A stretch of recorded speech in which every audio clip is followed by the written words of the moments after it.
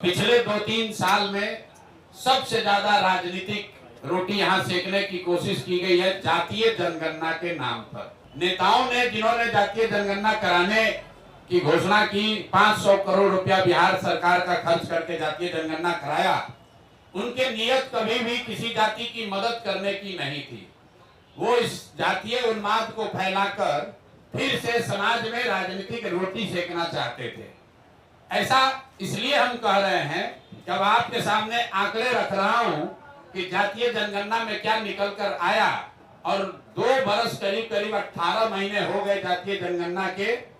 Report 2 अक्टूबर 2023 को प्रकाशित किया गया।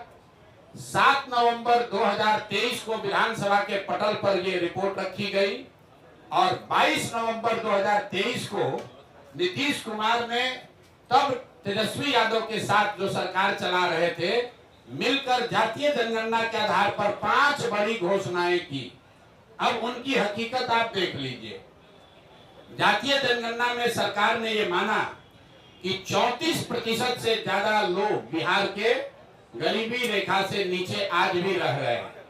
लेकिन ये महत्वपूर्ण आंकड़ा नहीं है।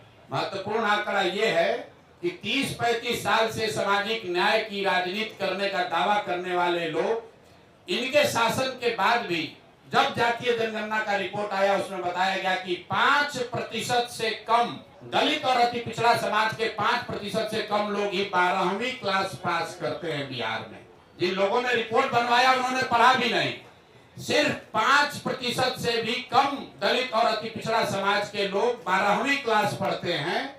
आरक्षण की लड़ाई लड़ने की बात करने वाले लोग 35 साल के बाद 0.93% अति पिछड़ा समाज के लोग आज सरकारी नौकरियों में हैं। 2 बरस पर इस पर कोई चर्चा नहीं हुई। तो जब नीतीश कुमार ने 22 तारीख को इसकी घोषणा की कि इस रिपोर्ट के आलोक में हम लोग क्या क्या करेंगे, तो एक चर्चा उन्होंने की जिसकी आप लोगों ने भी जिसको फॉलोअप किया कि आरक्षण की सीमा को 50 से बढ़ाकर 65 या 75 किया जाएगा। इसका हम लोग रिकमेंडेशन केंद्र सरकार को भेज रहे हैं।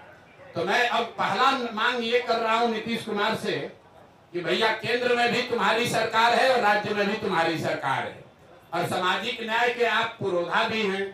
तो अब आप बता दीजिए कि जो आपने केंद्र में आरक्षण बढ़ाने का मांग यहाँ लिखित भेजा था उस पर अभी स्थिति क्या है।